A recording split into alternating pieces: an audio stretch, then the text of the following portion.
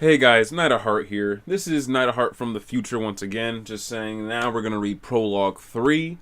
I don't know when I don't know when they're gonna post any more after this, and it sucks because like after Prologue 3, it's like, oh, like to be continued. What, in a year? And I mean, I guess I don't know, but yeah. Once again, I have no really other purpose just to let you know that we're reading Prologue 3, and oh yeah, quick note. You know my little intro that's gonna play, after I'm done talking in this little future video, right? I was thinking, do any of you guys animate or something? Or I don't know, animate pixel animation, or maybe any type of animation. Because I was thinking of maybe changing up my intro, but like I don't know, maybe just like using the same song, using like the same kind of elements, because but at the same time making it more personal in a way, and like maybe including me more. I don't know. Like I was just thinking of some ideas. That's maybe scratch everything what I just said. I haven't even thought this through. So whatever. We're reading Prologue 3. Let's just jump right into it. Yeah.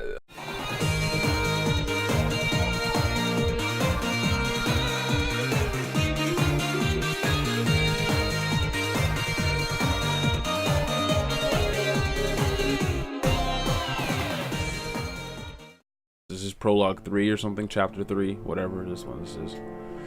It's a beautiful day in the whatever kingdom. It's just like the human kingdom, just like it was like the salamander village. For whatever faults this paradise you created might have, wait, what? Sorry, yeah, let's do that over. For whatever faults this paradise you created might have, you sure don't hear many complaints about the weather. You're sitting with Roxy and Callie on a giant chessboard patterned tablecloth. Never mind, John Roxy's not happening. It's nice to the touch, you think. But if you spent any time chopping on the carpet on the Sea Kingdom, you'd know most things you buy here are chess themed. Friendly people go about their day around you, passing through their park with their eyes politely averted as they pretend not to notice it that three celebrities are having lunchtime in the grass nearby. It's extra polite for them, because Roxy are having a very personal conversation. Aw, that's nice. Isn't that nice? You looked alright. No, she looked alright, just tired. At least she seemed to have enough energy to babble the length about the philosophical gibberish and all things canon and such. Lamau, I guess she filled you in with all the ultimate self-junk then? The what? The shit she starts knowing everything and feeling bad? Oh, that's not the term she used. She kept describing it as a condition. You haven't been feeling anything like that, right? What? Getting to know my ultimate self? Yeah. I barely got a hold of my basic ass self. Yeah, she said she was the only one going through this that she knew of. Poor Rose. At least all the medication seems to be keeping her sort of functional. Roxy gives you a serious sidelong glance. Remember that whole totally unprovoking spiel Rose gave you about substance abuse. She said it wasn't like that. I mean, she said it was under control. Well, what the fuck do I know? The only illicit substance I've ever done is lick that stupid trickster lollipop. Never. Oh, he did lick it? Wait, what? When? Wait, so like that trickster John, that's canon somehow? Is that him going back? So is he gonna do that? Wait, or did he do that already and I don't remember? Whatever. Okay, I don't care anymore. Never again.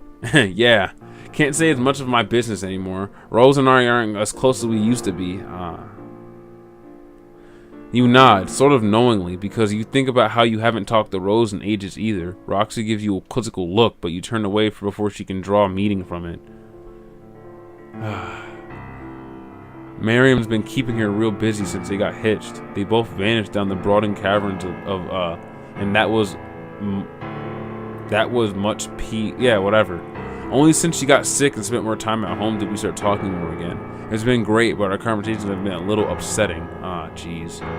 And here it comes, the thing you were trying to avoid thinking about the moment Roxy texted you, and how you haven't talked to Roxy in ages either. You were having such a nice time ignoring that fact too. Change the subject.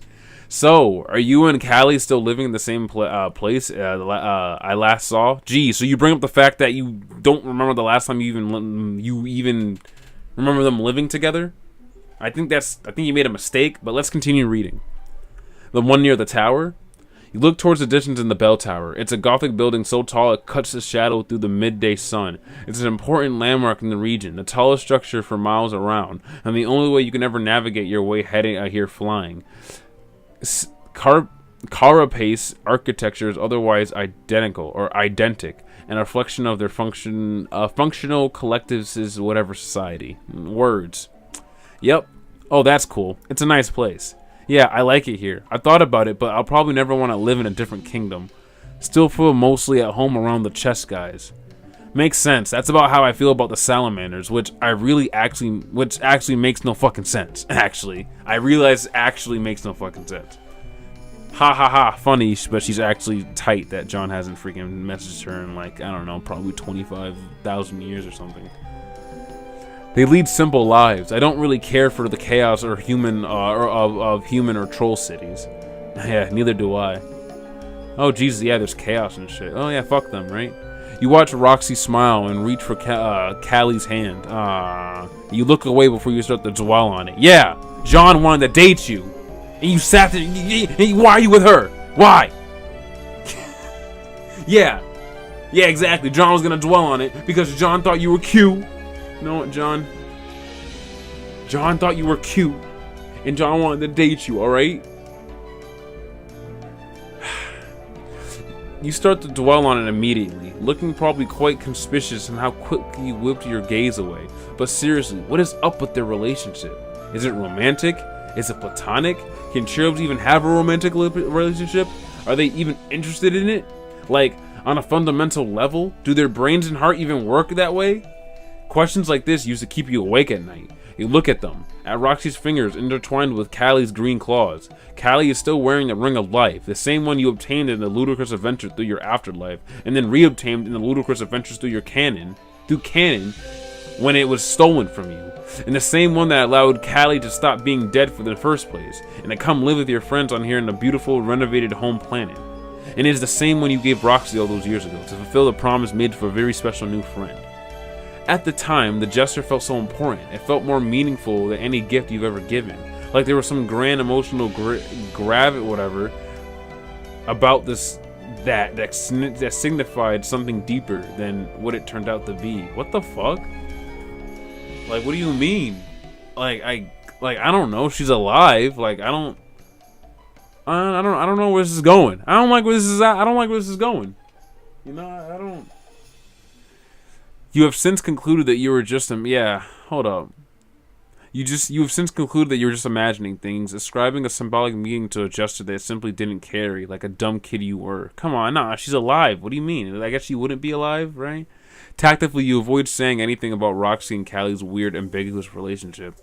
So, but you can't stop thinking about it. What goes on in Roxy's head? What she thinks about you? Oh, so he does care. You and all your friends have... Wait, does he care? Does he care?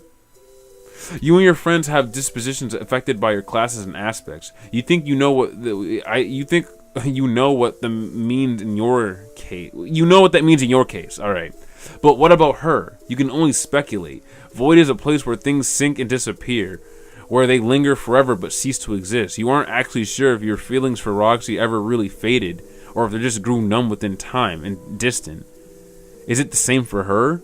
Oh, so he did have feelings. What the fuck? Oh yeah. Well, I mean, at the end of the at the end of the conclusion, it showed them walking together. So maybe they did. Maybe they were in a relationship, and then they weren't. And then when you see the Snapchat stuff, I don't know. Yeah, maybe we're getting like bits and pieces of the timeline, you know. You search for your soul for an answer, but come up empty. The truth is, you suspect her mental interior is unfathomable. In fact, you feel sure of it. You wonder suddenly, watching her. This version of her, that is. The one with whom you share all these bittersweet memories. Will you ever see her again? Excuse me? Give me a second to reread this really quick.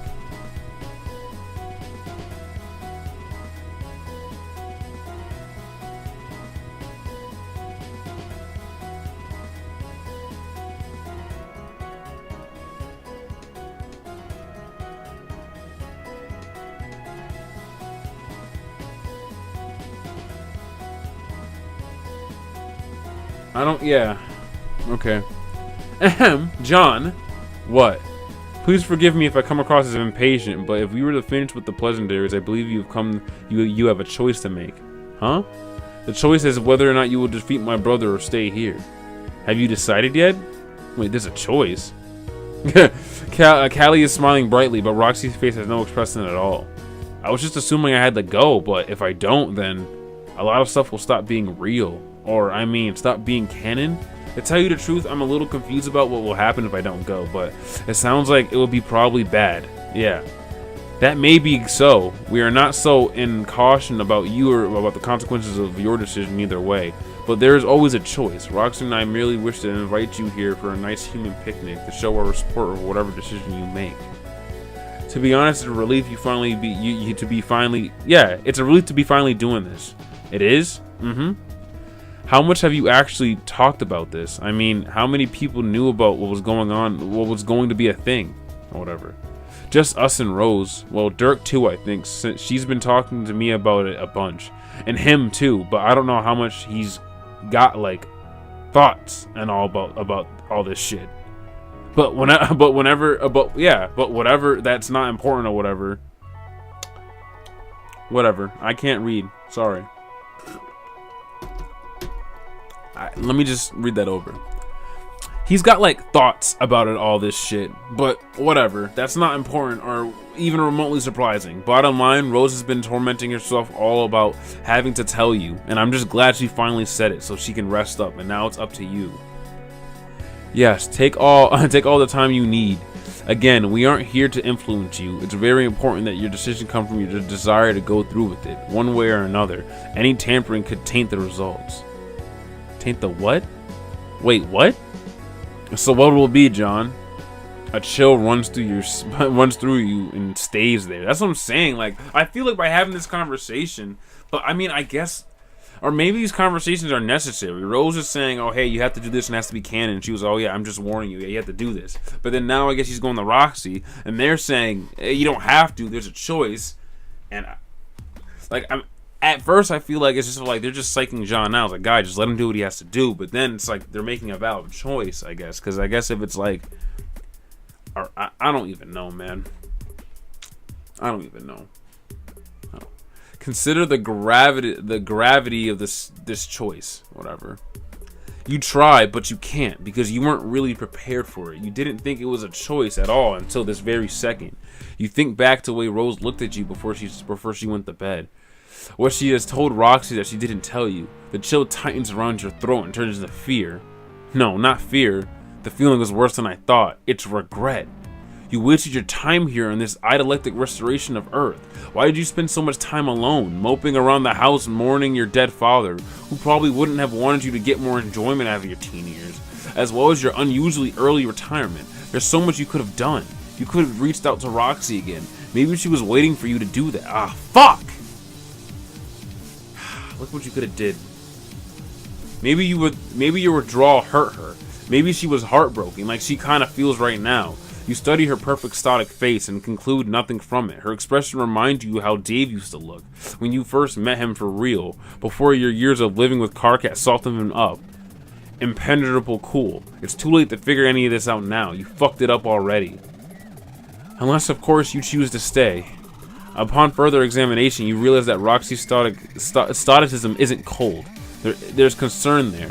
She's displaying restraint, keeping quiet while you make up your mind. You're sweating. You realize cold sweat. Even worse than the anime nightmare you're sweating you woke up soaked up in the morning. Oh, Jesus Christ, he's sweating a whole bunch. I'm guessing, yeah, he's sweating a lot, like.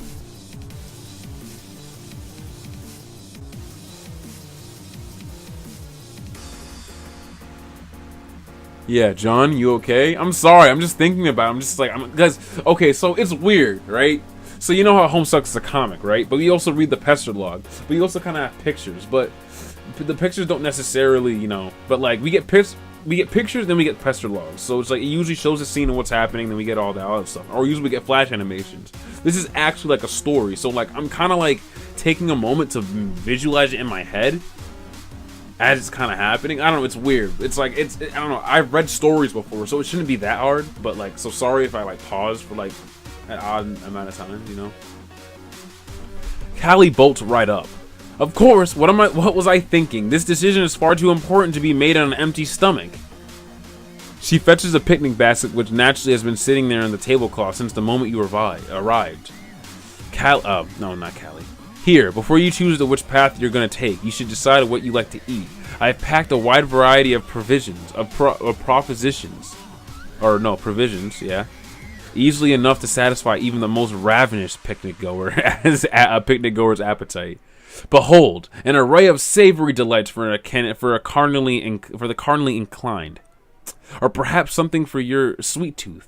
If it's a lust for treats is what you stoke your wow. Can I talk? No, I can't. Yeah, sweets. Callie produces 2 dishes from the basket and begins gingerly unwrapping them. The unwrapping is so ginger, in fact, that there's something almost dramatic about it. Like opening theme to that boring sci-fi movie with the monolith and the bone-throwing monkeys should be playing as she peels away the cheese claw. A cheese claw? Okay.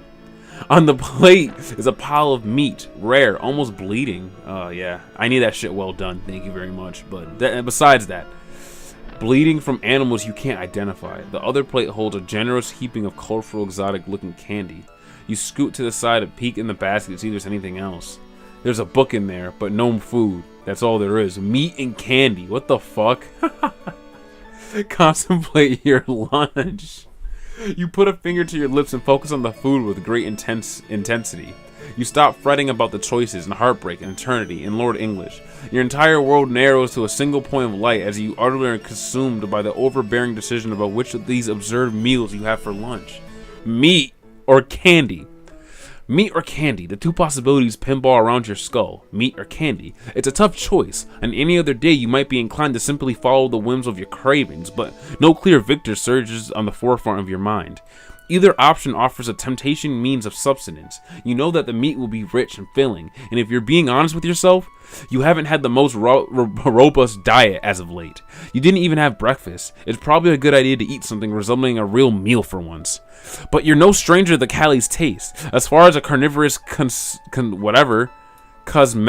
whatever are concerned, you know every cut on that plate is rare to the core. It fills your mouth with bursting with juice, lie heavy in your stomach for hours to come as your body works to break down all the nutrients, protein, and fat. It might be tough to chew. It might be even tougher to swallow. Maybe the candy's a better choice for a picnic like this. Something that'll go down easy and fill you with bright energy as you pass time with your friends. You need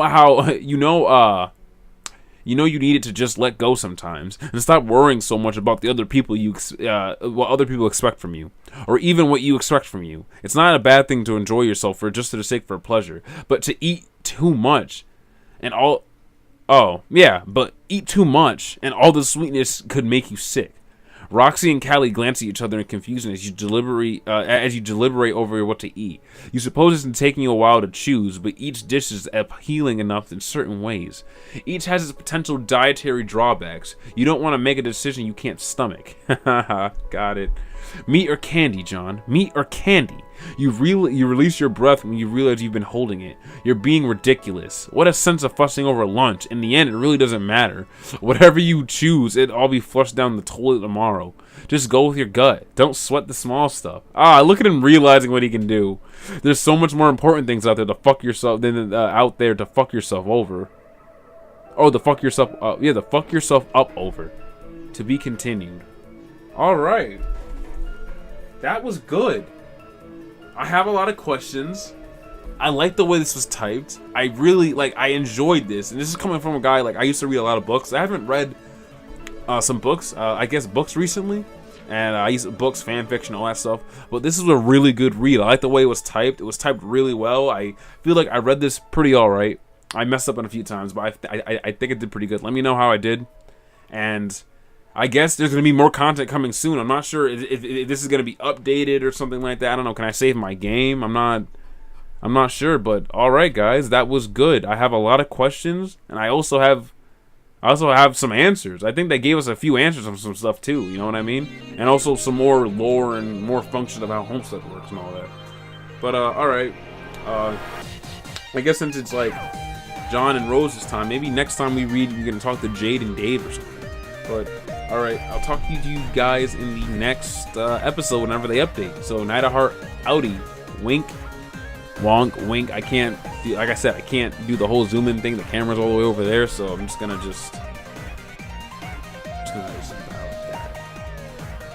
see you later.